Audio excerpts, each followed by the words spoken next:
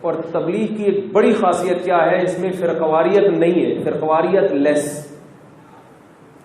فرقواریت تلاش بھی کریں گے نا، چھیڑیں گے بھی تو چھیڑے گا ہی نہیں سامنے والا. ورنہ جب ہم کسی کو رفع الیدین یا آمین کے مسئلے پر بہت زیادہ چھیڑیں تو ایک نہ ایک دن آگے بلاکر وہ چھڑ ہی جاتا ہے. ایک چھوٹا سا قصہ سنا کے اپنی بات ختم کرتا ہوں. ہمارے ایک دوست تھے، وہ مجھ سے ملنے کے لیے آئے، اتنی لمبی داڑھی ان کی بالکل ناف سے بھی نیچے جا رہی تھی. میری کتاب انہوں نے پڑھی تھی، ایک موضوع پر کتاب تھی، بڑے متاثر ہوئے. تو دوست تو بعد میں بنے، اس میں پہلی ملاقات تھی، ملنے کے لیے آئے. اچھا بھائی، جو صاحب جانا چاہیں وہ جا سکتے ہیں، جمعہ ختم ہو گیا، بیان ختم ہو گیا، ابھی آپ اپنی خوشی سے بیٹھے ہوئے، یہ نا ایسا نہ مولوی صاحب بولے آپ نے بٹھا کے رکھا ہوا تھا. تو آپ جا سکتے ہیں جو بھی جانا چاہیں. تو وہ تھے اتنی بڑی داڑھی لمبی. میں نے ان سے کہا، میں نے کہا آپ کا مسلک کون سا ہے؟ داڑھی دیکھ کے کہہ رہے میں اہل حدیث ہوں. اچھی بات ہے ماشاءاللہ. پھر انہوں نے اپنا قصہ سنایا، کہہ رہے میں بڑے مسلک تبدیل کرتا رہا ہوں. میں کہہ رہے میں پہلے گرین چینل تھا، جو بھی ہوتا تھا وہ سب قوالیاں بھی چلتی تھیں ہمارے پورے خاندان میں، نظر و نیاز کی. آج 11ویں شریف ہے، پرسوں 12ویں شریف ہے، اس کے بعد 13ویں شریف آئے گی، پھر 14ویں شریف سے ہی فرصت، آج فلاں کا عرس ہے تو آج فلاں کا میلہ ہے تو آج فلاں کا وہ ہے، وہ چلتا ہی رہتا تھا. بھائی چلو جو ان کی سمجھ میں آتا ہے. کہہ رہے ایک دن میں کوئی دیوبندی مولوی صاحب مجھے مل گئے، ان کا میں نے بیان سنا کہ بھئی یہ تو بدعت ہے، یہ تو یوں ہے. تو مجھے وہ دیوبندی کی باتیں سمجھ میں آئی تو میں کیا بن گیا؟ دیوبندی بن گیا. کہ ایک دن میں کہیں اہل حدیث کے بیان میں بیٹھا تو وہ دیوبندیوں کو بھی برا کہہ رہے تھے اور بریلویوں کو بھی. تو میں کیا بن گیا؟ میں نے کہا بھئی یہ تو بالکل ٹو دا پوائنٹ قرآن حدیث کی بات کرتے ہیں. قرآن حدیث پہ آ گیا، میں اہل حدیث بن گیا. کہہ رہے پھر ایک دن جماعت المسلمین والوں مجھے ملے، انہوں نے کہا یہ اہل حدیث بھی کیا ہے غلط، دیوبندی بھی غلط اور بریلوی بھی غلط. میں نے کہا بھائی میں نے تو بخاری دیکھ کے رفع الیدین شروع کر دیا، دیوبندیوں کو غلط کہہ دیا. بریلویوں کو میں نے کہا کہ وہ ان کے خیال میں نہیں کسی کو برا بلا کہہ رہا، بھائی یہ ان کی رپورٹ پیش کر رہا ہوں آپ کے سامنے، جو ان کے الفاظ ہیں کہ وہی وہ حلوے مانڈے کرتے ہیں یا وہ یوں کرتے ہیں تو اس کا کوئی ثبوت نہیں ہے، تو تم کیوں صحیح ہو؟ تو وہ جماعت المسلمین والوں نے کہا بھائی یہ جب قرآن حدیث کو فالو کرنا ہے تو قرآن حدیث میں تو فرقہ واریت کی نفی ہے، تو اہل حدیث بھی تو ایک فرقہ ہے. جیسے دیوبندی ایک فرقہ ہے، بریلوی ایک فرقہ ہے، تو اہل حدیث بھی فرقہ ہے. تو اصل میں کیا ہے، سب مسلم بن کے رہو، سب کیا بن کے رہو؟ مسلم. اس لیے جماعت المسلمین میں آؤ اور اس کے امام کو لازم پکڑو. اور بھی تقریریں ہیں، یہ تو میں خلاصہ بیان کر رہا ہوں. تو مجھے کہتے ہیں جماعت المسلمین زیادہ صحیح لگنے لگی، تو وہ کہتے ہیں ہم کس میں چلے گئے؟ جماعت. یہی ہو رہا ہے نا، کوئی غیر مسلم، میرے پاس تو غیر مسلموں کے لباس جو نئے مسلمان ہوتے ہیں وہ کہتے ہیں یار میں ادھر گیا اس مسجد کا مسلک ہو گیا، دوسری مسجد میں گیا وہ والا پگڑی پہن لی، ادھر گیا ٹن مارا، وہاں سے جیسے ہم نکل رہے ہوتے ہیں نا، ادھر سے گولے گنڈے والا آیا، وہاں سے تھوڑا سا گولا گنڈا کھایا، ادھر سے نکلے آئس کریم کی دکان میں گھس گئے، وہاں سے چپلی کباب کھا کے. ایسے ہوتا ہے نا بچپن میں جب پیسے بھی ہوں اور تو سب کا تھوڑا تھوڑا ٹیسٹ. تو غیر مسلم بھی جب آتا ہے نا وہ بیچارہ بوکھلا جاتا ہے. تو کہہ رہے کہ میں غیر مسلم تو نہیں تھا لیکن دین پہ نیا نیا آیا تھا، دین کو مضبوطی سے فالو کرنا شروع کیا، تو اب چینل روزانہ تبدیل ہو رہے ہیں اس سے. وہ کہہ رہے وہ غلط، وہ کہہ رہے یہ غلط، وہ کہہ رہے ان کی ٹانگیں چھوڑی، وہ پتلی کرو، کہہ رہے رفع الیدین کرو، نہیں کرو. کہہ رہے بالآخر ہم نے ٹن مارا اور کہاں چلے گئے؟ جماعت المسلمین میں آ گئے. اس وقت جماعت المسلمین پارٹ 1 اور پارٹ 2 نہیں تھا. ابھی تو جماعت المسلمین کا جواب بہت آسان ہے، ورنہ جماعت المسلمین نے بھی ہمارا بڑا دماغ کھایا ایک زمانے میں. ہر تھوڑی دیر کے بعد کوئی بندہ آ رہا ہے کہ حدیث میں تو آتا ہے جماعت المسلمین اور تم حنفی بنے ہوئے اور تم شافعی. شکر ہے اب ان کا فتنے کا زور الحمدللہ ٹوٹ گیا. وہ ایسے ٹوٹا کہ وہ جماعت المسلمین پارٹ 1 بھی بن گئی اور پارٹ 2 بھی بن گئی. تو اب ہم آرام سے جواب دے دیتے ہیں جب بھی کوئی آتا ہے نا کہ بھی حدیث میں آتا ہے جماعت المسلمین کو لازم پکڑو، تو میں کہتا ہوں حدیث میں پارٹ 1 کے بارے میں یا پارٹ 2 کے بارے میں؟ حدیث میں جو آتا ہے کہ جماعت المسلمین کو لازم پکڑو، اس سے پارٹ 1 مراد ہے یا پارٹ 2 مراد ہے؟ کیونکہ دونوں پارٹ یہی کہتے ہیں. اور سنیں یہ اوتھینٹک خبر نہیں ہے، سنیں تیسرا پارٹ بھی ہو گیا ہے، 3 پارٹ چل رہا ہے اب تو. لیکن یہ کہ یقینی ہے 2 پارٹ کا تو پتہ ہے کہ 2 پارٹ چل رہے ہیں آج کل. تو اب وہ جماعت المسلمین میں چلے گئے. جب وہ جماعت المسلمین میں گئے ہیں تو اس کے آگے تو کوئی مزید تھی نہیں نا جو ان کو، تو وہ اس میں پکے ہو گئے. انہوں نے کہا بھائی دیکھو ہر وقت قرآن حدیث کرتے ہیں، ہر وقت کیا کرتے ہیں؟ قرآن حدیث قرآن حدیث قرآن حدیث. کوئی بزرگ کا قصہ نہیں سنائیں گے کبھی، کوئی ضعیف کمزور روایت نہیں سنائیں گے، بس صحیح بخاری اور صحیح مسلم سے ہٹتے ہی زبردست. یہ صاحب مالدار بھی تھے تو انہوں نے اپنا پیسہ بھی ٹھیک ٹھاک جماعت المسلمین میں لگانا شروع کر دیا, اس کو ترقی بھی بہت دی, اور صوبہ سندھ کے امیر بنے تھے. کہہ رہے میں 20 سال جماعت المسلمین میں رہا ہوں. کتنے سال؟ اور جماعت المسلمین کا صوبائی امیر رہا ہوں میں. نام انہوں نے بتانے سے منع کیا ہے, اس لیے میں نام نہیں بتا رہا. تو 20 سال جماعت المسلمین کے امیر رہے. کہہ رہے مجھے وہاں بھی نفرت اور فتووں کے علاوہ کچھ بھی نظر نہیں آیا. وہ بھی نہیں ہوتا, وہ بھی کافر, وہ بھی کافر. تو مجھے ایسے لگا کہ جو 6 آدمی جماعت المسلمین کے ہیں یا 6000 ہوں گے, بہت زیادہ 6 لاکھ ہوں گے, ان کے علاوہ باقی سب کہاں جائیں گے؟ جہنم میں جائیں.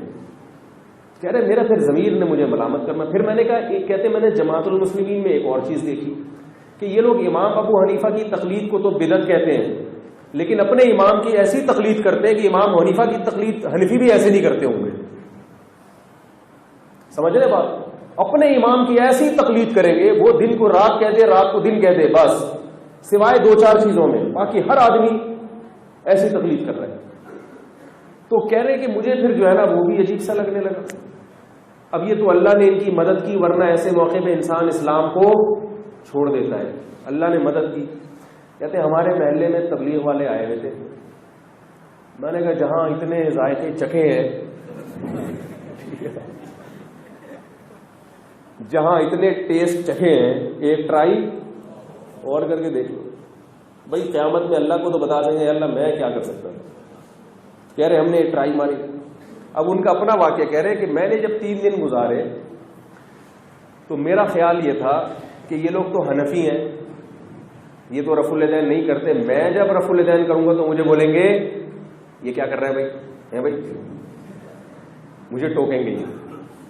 پھر میں زور سے آمین کہوں گا تو مجھے ٹوکیں گے, بھائی یہ کیا کر رہے ہو, ایسے نہیں ہوتا, ایسے بزرگوں نے ایسے فرمایا ہے.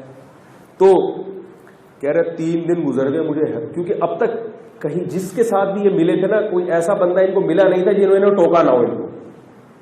اب کوئی حدیث دکھا رہا ہے تو چوڑی کر لی ٹانگیں, دوسرا دکھا رہا ہے تو پتلی کر لی. کوئی رفع الیدین کی دکھا رہا ہے, کوئی ترک رفع الیدین کی دکھا رہا ہے, کوئی زور سے آمین کی, پھر آہستہ والی دکھاتا ہے, پھر کلپ دیکھ لیا.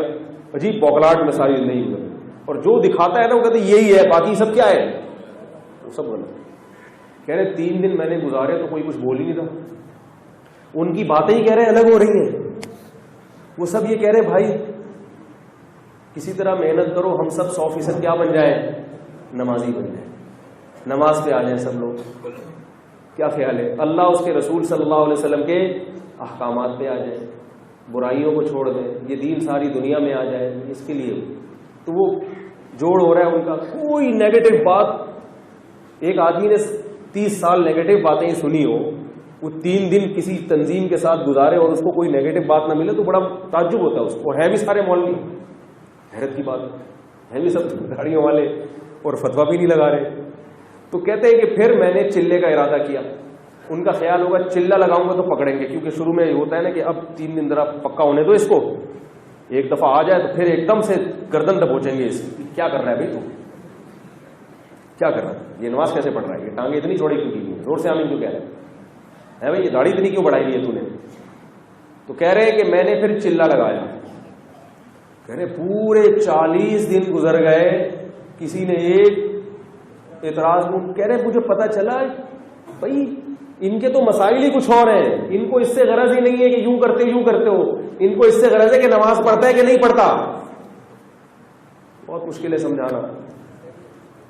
ان کو اس سے ہے کہ جو بے دین لوگ ہیں ان کے دلوں میں دین کی محبت پیدا ہو جائے, بھلے ایسے پڑھو یا ویسے پڑھو. جو نہیں پڑھ رہا اس کی فکر کرو کسی طرح مسجد میں آ جائے. کہہ رہے مجھے ایسا اطمینان ہوا, میں نے کہا اللہ تو نے مجھے سیدھے راستے پہ لگا دی. ایسے بھی ہو جاتی ہے اور ویسے بھی ہو جاتی ہے, کوئی مسئلہ نہیں ہے. کوئی یوں کر کے پڑھ لے, کوئی مسئلہ نہیں ہے, کوئی اس کے بغیر پڑھ لے, لیکن اس کی فکر کرو کہ ساری دنیا کیا بن جائے, نمازی بن جائے. تو کہہ رہے اب میں تبلیغ میں وقت لگاتا ہوں. کہتے میں کرتا رفع الیدین ہی ہوں, لیکن میں رفع الیدین نہ کرنے والوں کو برا بلا, اور مجھ سے بھی بڑی عقیدت تھی, ان کو بڑی محبت تھی میری. انہوں نے بڑی پرتکلف دعوت بھی کی. اس زمانے میں دعوت قبول کر, اپنی دعوت قبول نہیں کرتا میں. جب انہوں نے میری دعوت کی تو انہوں نے مجھے اپنے بیٹے سے ملوایا. انہوں نے کہا یہ میرا بیٹا حنفی ہے.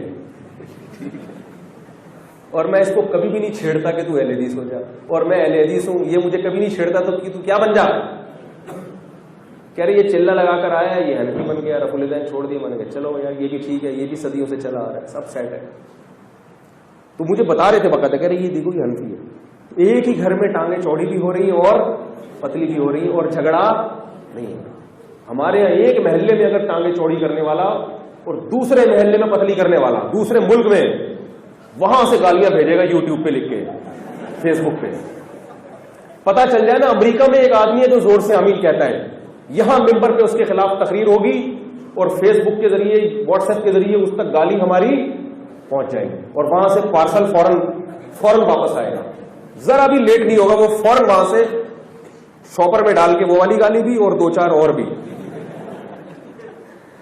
تو بھائی ایک بہت بڑی اللہ کی رحمت ہے کہ اللہ تعالیٰ نے ایک ایسا نیٹ ورک دیا ہے جس میں سب چل رہے ہیں, اور مسلمان اس میں کیا ہے جڑے ہوئے. باقی ایک الگ بات ہے کہ دیکھو جب کوئی اتنے بڑے پیمانے پر کام ہوتا ہے تو یہ ممکن نہیں ہے کہ اس میں خامیاں نہ ہو. لوگ بتاتے ہیں وہ فلاں میں یہ خامی, فلاں میں یہ خامی, تو بھائی ایسا ممکن نہیں ہے. آپ کا گھر چلا کے دیکھو نا, ایک چھوٹا سا گھر ہوتا ہے, اس میں کتنی ساری چیزیں صحیح ہو رہی ہوتی ہے کیا؟ کوئی گھر دنیا کا ایسا بتاؤ جو پورا 100% صحیح چل رہا ہو. کمپرومائز کرنا پڑتا ہے. خیر غالب ہے تو خامیوں سے چشم پوشی کی جاتی ہے. یار خیر غالب, ابا جتنے بھی جن کے بھی ابا ہیں کیا 100% صحیح ہوتے ہیں بھائی؟ لیکن ابا ہے تو بس ٹھیک ہے, غلط ہے تو بھی ابا ہے. تو جب ایک تنظیم سے, ایک جماعت سے اتنی خیر پھیل رہی ہے, اتنی خیر پھیل رہی ہے, اتنا اسلام دنیا میں پھیل رہا ہے, لوگوں میں محبتیں پھیل رہی ہیں, تو اگر اس میں خامیاں بھی ہیں تو ان خامیوں کی اپنی استطاعت کے بقدر اصلاح کی کوشش کرنی چاہیے. جتنی کر سکتے ہو, نہیں کر سکتے تو چپ کر کے آرام سے بیٹھ جاؤ. خیر کو دیکھو, کیونکہ اس زمانے میں کوئی ایسی تحریک جس میں 100% خیر ہو یہ ممکن نہیں ہے, کیونکہ نبی کے زمانے سے بہت دور والا زمانہ ہے.